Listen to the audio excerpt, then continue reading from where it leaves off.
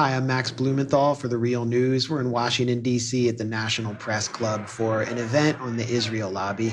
And I'm here with Ilan Pappe, Israeli revisionist scholar, I guess we could call you that. And you're coming out with two new books. And I just got a galley of your latest, which is called the 10 Myths of Israel. That's right. So what is the biggest myth about Israel? Would it be, a land for a people without a land? Israel is the only democracy in the Middle East. I mean, what do you think the biggest myth is? I think it's very difficult to choose, and that's why you didn't have it like a top 10 list. I didn't have. I chose chronology as the main regulator for the myth. So I began with the land without people and people without land. But I really think that the biggest myth of all has to do with how each of this myth does not allow us to understand the real nature of Zionism and the project of Zionism and the nature of Israel today. Yeah, I think when you listen to Netanyahu, and he's sort of this master of expounding on this myth that Israel's not only not a settler colonial state, but that it's sort of a normal democracy that has flowered out of the Middle East almost organically because of the Jewish ancestral connection. And then when he talks about the conflict, or I wouldn't even call it a conflict, I'd call it a crisis, he always goes back to the Hebron riots. He goes back to these events that occurred before the state of Israel was founded, for example, attacks on Jewish communities in Jaffa, and never explains how those communities came there and what the real story was.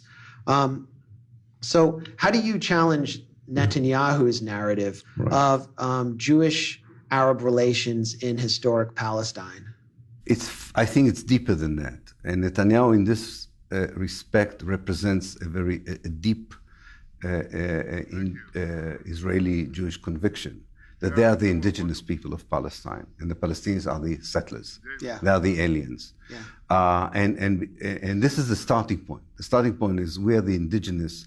Yes, we haven't been there for a few hundreds of maybe 2,000 years, but we are the indigenous people of Palestine. And from there, everything else emanates. And I think the way to challenge it is really by using this paradigm of settler colonialism, because it's not exceptional for a settler colonial movement to claim to be the indigenous people of the place that they occupy, colonize, and quite often genocide. It happened before in other places. And I think that's something that allows people who either were victims of other settler colonial projects or people who are part of settler colonial states like the United States, but are very familiar nowadays with their own history and understand their own origins, to understand that actually it's not exceptional. It's not an exception. The only exceptional part of it is the denial, not the very historical act itself. Yeah, I mean, a lot of these myths are actually just Hasbara arguments by, in many cases, morons for the consumption of morons. But I found that in our world, there are it falls on fertile soil. I mean, the education system isn't very good in the West. So you have these Netanyahu, and I think, this is kind of a common feature of Hasbara, trying to draw a distinction between settler colonialism and traditional metropole colonialism. And you'll hear him say, we're not the French colonizing Algeria. We have nowhere to go back to. This is our homeland, and we can't go back anywhere. How do you respond to that? And I think one of the things that we've failed to do is explain how settler colonialism is in many ways more pernicious than traditional colonialism. Absolutely. The exceptional part of the story is that settler colonialism made certain connections or made certain assumptions which were accepted in the 19th century but looked ridiculous, inhuman, and non-democratic in the 20th century. And yet, in the particular case of Israel, they still remain valid. For instance, the claim that the only way you can create a democracy in a country which has settlers and natives is if the settlers are always the majority. which is the argument of the liberal Zionists, not the right-wing Zionists. The liberal Zionists, the whole peace process is based on the idea that the only way democracy can be sustained in Palestine is if the Jews are a majority in their own homeland. Right. So this is a ridiculous assumption that in any other context would be rejected as racist, but in the case of Israel is accepted. Right. And I think that's where the interesting part of the analysis comes into, I think, and also in my book, in the 10 minutes, why educated, well-read people in the West did not see this. Or did they see it and decided to accept it for reasons of guilt, anti-Semitism, because they didn't want the Jews to stay in Europe? God knows why. Everyone had their own reasons for that. For the second point that you were making, I think that it's very important to highlight when you talk about any settler colonial project, what Patrick Wolf called the logic of the elimination of the native. That you cannot create a new settler colonial society or a settler nation state from the settler colonial's perspective as long as there is an indigenous native population there. So you have to get rid of them. Genocide them as you did in America, or impose apartheid and Bantustan on them as you did in South Africa, or ethnically cleanse them as you did in Palestine. The means vary from one historical case study to the other. The logic is the same logic. And what is amazing is that this logic is still legitimized in the 21st century in the case of Israel under the guise of slogans such as the only democracy in the Middle East, a country that wants peace but doesn't find the right partner for it, and all the other mythologies that are connected to the peace process. I think that the underlying logic of Zionism, of maintaining a demographic majority, a sort of ethnic overclass through violent demographic social engineering, is scarcely ever interrogated in our mainstream media. In academia, it's even very rare to see it. Would you say that has fueled the rhetoric and the politics of the far right in Western Europe and in the United States, where you hear someone like Stephen Bannon, who's the chief counselor to Donald Trump, the main intellectual force behind him, say at a major conference in Washington that the United States is not just an economy, it has to represent a culture. We have wide and sometimes divergent opinions, but I think the center core of what we believe, that we're a nation with an economy, not an economy just in some global marketplace with open borders, but we are a nation with a culture and a reason for being. And it's this culturalist narrative which implies that the United States is white and Christian, and it must maintain a white Christian demographic majority. Do you think that has anything to do with the legitimization that Israel's experienced? I do think so. I think if you are a member of a right-wing intellectual movement or ideological movement or political movement, you watch Israel desperately in a way. You say, my ideas, my assumptions, my discourse that is regarded as fringe, lunatic, and dangerous is welcomed when it is uttered by the spokespersons for the Israeli Jewish state or by Israel itself.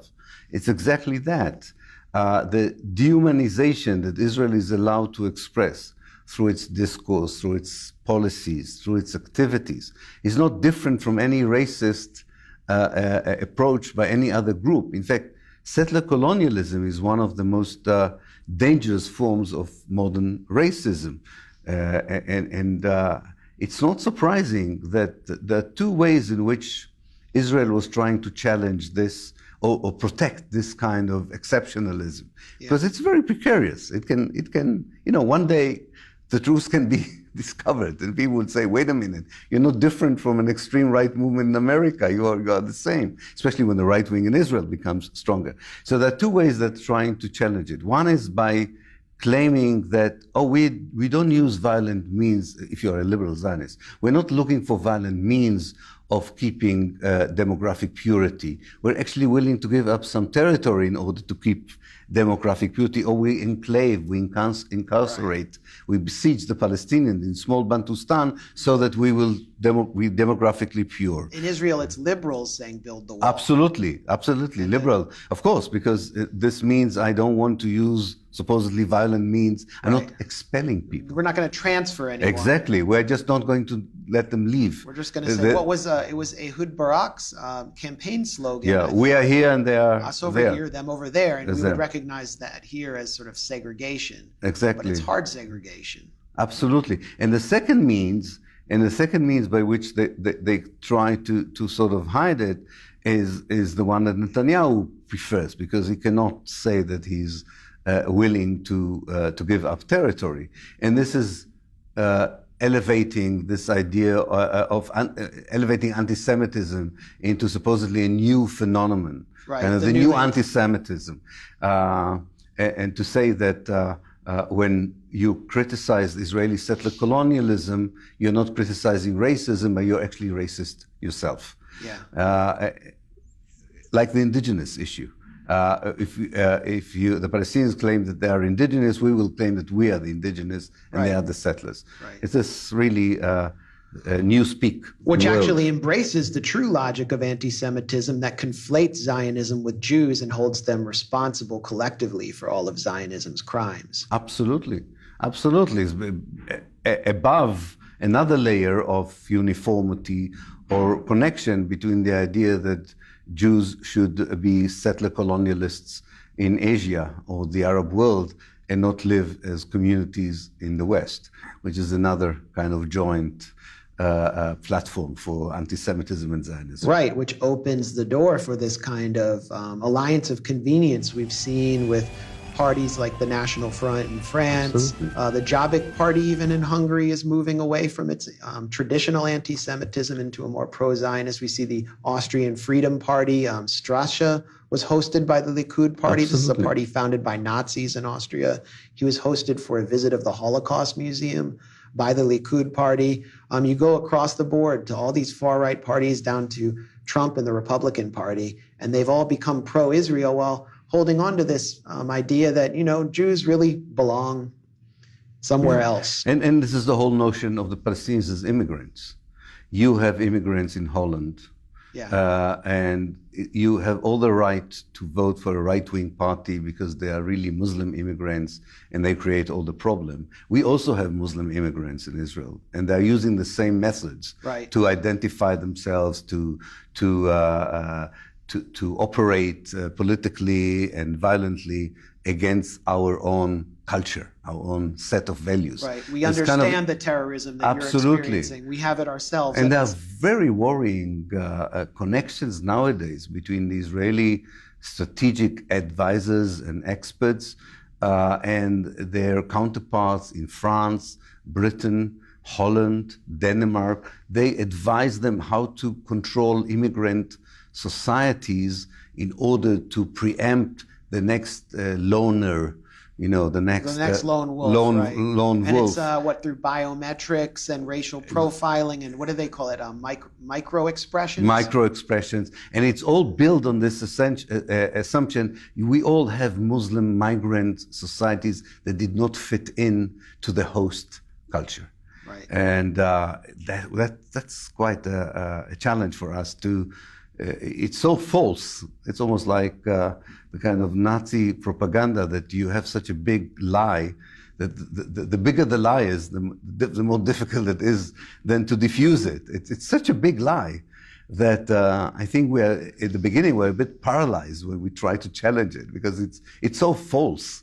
And yet I think we have to be patient and unpack it again for the audiences and make sure that people understand how ridiculous and dangerous it is for both case studies. Ilan Pappe, thanks a lot. Thank you. I'm Max Blumenthal in Washington, D.C. for The Real News.